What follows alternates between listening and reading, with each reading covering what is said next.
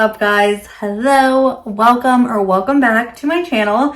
I'm Susan, and this video I'm very excited to talk about. It is what I learned in my first month on YouTube. So I'm going to share all the tips, tricks, struggles, all the things that I learned in one full month of posting consistently on YouTube, and just kind of the tips and tricks I wish I would have known getting into it. So let's just jump in. And if you are new here, a little intro to who I am. I am Susan. I am a content strategist and customer experience analyst full-time. I am a content creator on TikTok, YouTube. I dabble in Instagram. And then I co-own Dream Life Floating with my best friend Sky, which is a self-improvement business and podcast. And we are available on all streaming platforms.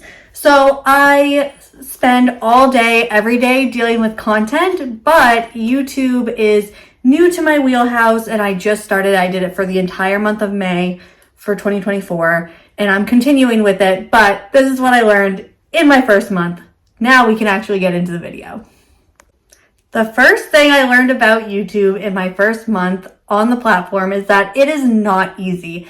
It is so much more time consuming. Well, A, more than I thought it was going to be, and B, much more time consuming compared to the other platforms that I am familiar with. I mean, TikTok is fast. You're making a 15-second to a minute video and then you're uploading it.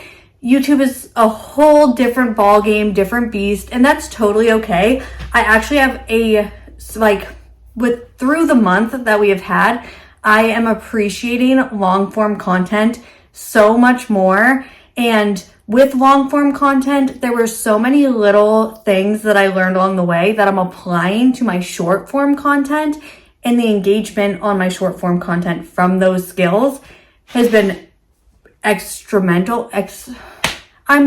Pregnancy brain is really killing me here. Oh, I don't even think I mentioned that in my intro. I am 35 weeks pregnant, almost 36. So we're going to be having a baby here. It could be literally any day now. And my brain doesn't work. So I'm very excited to get my brain back. But from what brain function I have in the last month, I was able to produce over 10 long form content videos for my YouTube channel. And I'll share with you the analytics and all that good stuff. So my biggest tip, if you are looking to start a YouTube channel, is set yourself up for success. This is something that I saw in all the videos that I watched prior to getting started on YouTube, seeing if it was worth the investment of my time and energy, especially where I have very little time and energy at the moment. So I think the biggest thing is to set your goals. Like, why are you on YouTube? For me, it has been something I've wanted to do since I was probably 9 or 10 years old. I narrate getting ready every morning in my head like I'm a YouTuber.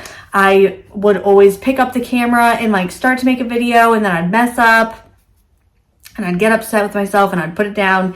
But I think the biggest thing that was holding me back from content creating on the YouTube platform specifically was fear of people talking about me. I grew up in a very small town. I still live in a very small town, and I was so nervous about what people would say. But guess what?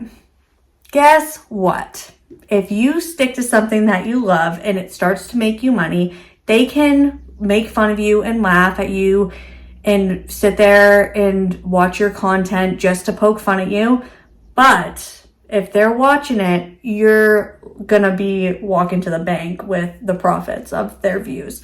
So that was not a graceful way of putting it. But I just changed my mindset from not doing something because I was afraid people were going to make fun of me to, okay, if people want to make fun of me, that's totally fine. I'm going to profit off it no matter what. So I think that was a big mindset shift. It also took me over 10 years, almost 15 years to get here. So it's okay if you are afraid, and it's okay to have, your fears about it or feel insecure about something. Trying something new is not easy.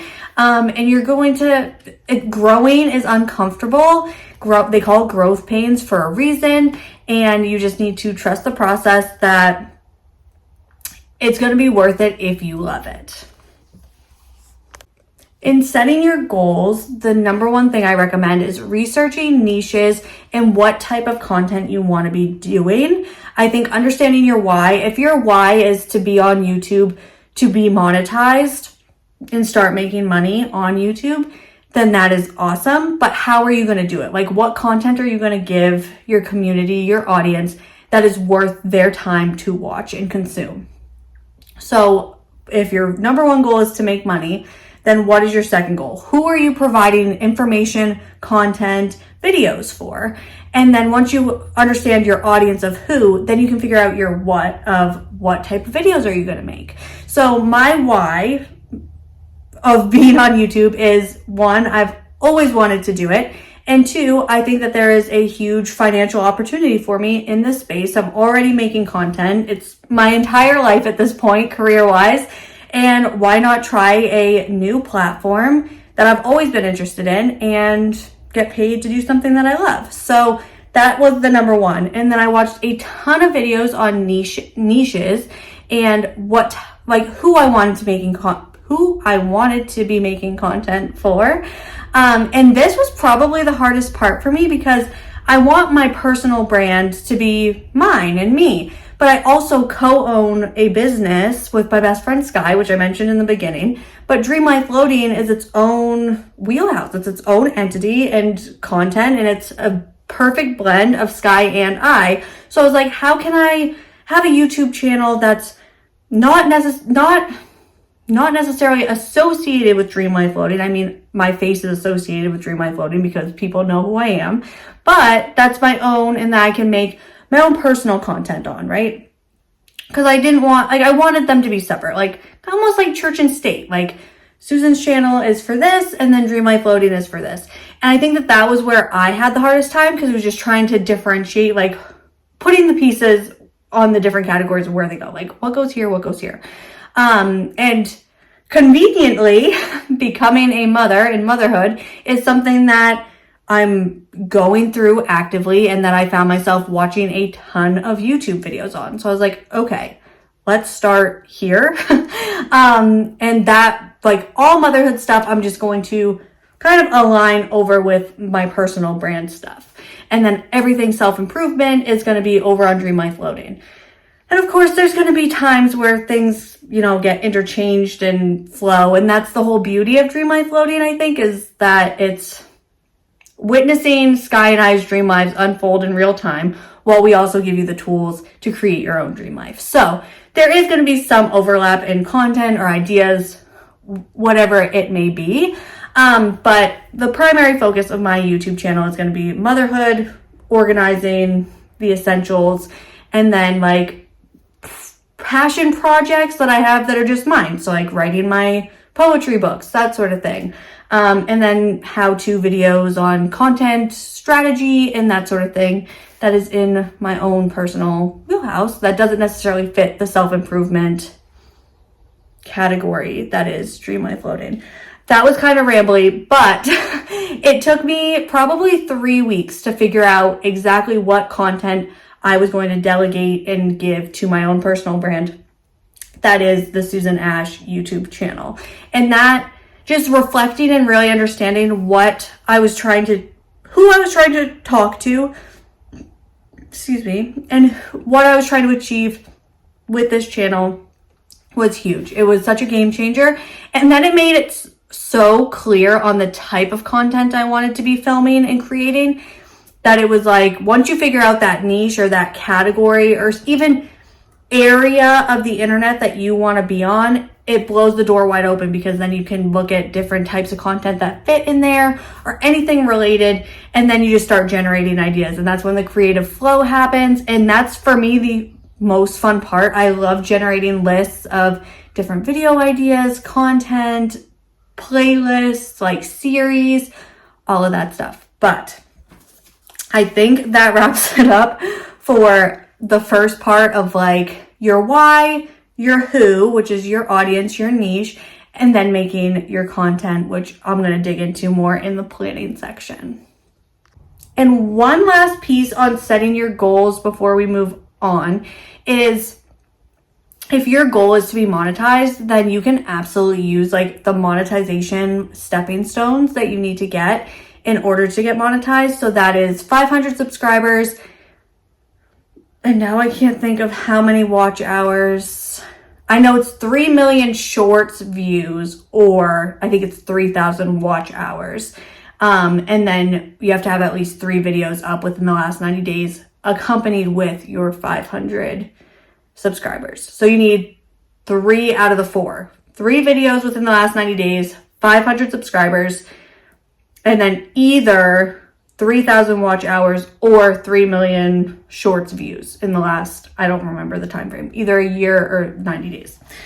So if those are your goals, then you can break them down like monthly. If you want to gain 10 subscribers a month, or if you want to gain 10 watch hours a month, like you can break them down that way. But for me, in this stage of the game, my goals are just to achieve those baseline check marks or baseline goals to get monetized. And I think that wraps up goals. The next portion of the video is about planning. Set yourself up for success. Find a planner that works for you. And you do not need to spend a lot of money. I will admit, I got my YouTube content planner on Etsy for 40 cents. It was something crazy like that. And I was like, even if I hate it, 40 cents at that point, it feels like free. So I got one, and then I got that template off of Etsy, and I actually kind of tweaked it and then made it my own. So you're not gonna, I don't think you'll ever find something that works perfectly to you unless you make it yourself. But if you're not in a position to make one yourself, you don't even know what you're gonna need for planning wise, that's totally fine. Don't reinvent the wheel. Just go try out someone's template and see what you like, see what you don't like. And then if you can make your own, then that is awesome. So I think I feel like planning and goals go hand in hand. However, my goals often come from my planning. So when I started making my planner and template of showing what content I was going to do, I realized 2 videos a week was doable for me right now. So it was like, okay, I'm going to go through and I'm going to mark the calendar for Tuesdays and Fridays. So there's the days that I post, and I'm going to put in how many videos I'm going to have for the month of May. So it ended up being 10 long form videos. I was like, perfect. I got my ideas, I wrote them all out, and then I scheduled them. And then with the planner that I use, I have a little bar that I can put like either not in process yet, in process, scheduled, needs visuals, needs writing, whatever you need. It's a little drop down. It's very cute. But that was motivating to me to achieve my goals of 2 videos a week, but it was also reinforcing like, I need to stick to this. So it is planning, but it's also almost like a way of ensuring you're achieving your goals. Because by achieving my small weekly goals, my 2 videos a week, I was gaining momentum, gaining subscribers, gaining watch hours, and then working towards my big monetization goals. When you are planning your content or making a schedule, find what works for you. If posting on Tuesdays and Fridays absolutely does not align with your life, you do not have to do it. Just because it works for me does not mean it's going to work for you. And just being aware of that and being able to be flexible with your own schedule is huge. We had an internet blackout last week, and I didn't think I was going to get my video uploaded on Tuesday. Luckily, it came back in the evening. It threw my schedule off a little bit because I ended up posting handful of hours later than I normally would have, but I was able to still stick to my schedule because I had done the pre-planning, I'd done the editing, everything was ready to go. So yeah, the Wi-Fi thing was a hiccup, but it worked out because I was already prepared and planned. In worst case scenario, I was just going to post it a day late and explain internet blackout, couldn't post. But I think that it's the most beneficial to plan a month ahead. Like if you're gonna commit to this, I would do, even if it's 1 video a week, commit to it, but plan your 4 videos so you know what to do. And that was huge for me. I know that with pregnancy brain, I have had a really hard time like kind of storing dates in my head. So having this planner and it literally breaking down, okay, I need this video for Tuesday, this video for Friday, and having my whole month lined up, I was able to even get ahead. Like if there was a day that I kind of had a slow afternoon and I was in the mood to film, I was like, okay, I'm going to film a sit down video for next month, but I already have it and it's ready to go. It just needs to be edited because I have the footage, because I had the time and I knew that I was going to be posting that, if that makes sense. The other thing is always be generating lists for new content ideas. I ended up substituting 2 videos in the month of May for video ideas that I had come up with just on the fly. I knew that I had content scheduled and I had content ideas ready, but it is so nice to just have like a backlog of a ton of ideas of different videos that you can make at any time. I like having a variety of videos that are sit down and talk to you guys or sit down and explain something to you, and also a mix of on the go vlog style, take you with me to like do a project. It's a nice balance for you guys as viewers, but also for me as a creator. My favorite videos are sit down with me like this and talking, but I love to like show you around and we get out of this little office. So, just like I said, having a running list of different ideas, so then you can do whatever you're in the mood for. If it's rainy and dull out, I don't want to sit down and record a video because A, the lighting's not good, and B, I'm probably not in the mood. Like I probably just want to cuddle up and watch a movie. So just being able to be flexible with your planning as well is a huge tip and one of the biggest things that I learned in the month of May. Do not wait to be perfect. This is one of the things that I am not as much now, but was incredibly guilty of. I wouldn't make content because I was like, I'm going to wait until I have an apartment. And then I was in the apartment. I was like, I'm going to wait till I have a house, or I'm going to wait till I have X, Y, or Z. I'm going to wait till I'm skinnier. I'm going to wait till... It was always putting stuff off that I wanted to do, specifically content creation wise, until I had something else that I think was going to give me confidence or make me feel worthy of taking up space on any platform. That is not true. You don't need anything. All you need is a phone if you want to start a YouTube channel, realistically. I use my phone, a tripod, and my laptop. These are also things that I've acquired over the years that I use for various reasons. My phone, I think it's pretty universal. A lot of people have phones. My tripod I had gotten years ago because I needed it to make content when I was doing a lot of influencer stuff on TikTok. And then my laptop I got for college. So these are 3 things that I use every time I make a video, but they're 3 things I already had in my house. I don't use a fancy camera yet. I don't have fancy software to edit. I literally use iMovie. And I think that a lot of people feel like they can't start their channel or they can't start making content until they have X, Y, or Z. But I promise you, you can create content if you have the ability to talk to a camera. And it does not need to be a super fancy, expensive one. Like a phone does just fine. And stop waiting. Like the more content creating is like a muscle, the more you do it, the better you're going to get at it. So even if you're going to record videos and not even post them, that's totally fine. But just pull your phone out, start talking, and get used to being in front of the camera, because I promise you, it does get easier. And it's like a muscle. The more you do it, the better you get at it. Celebrate your wins. Big, small, you celebrate them all. When I hit 160 subscribers, I was so excited. I treated myself to an ice cream. Like I had myself a little a little party. I was excited. That was a milestone to me. So you don't need to wait until you hit those big milestones that either get you monetized or get you to like the big goal that you set for yourself.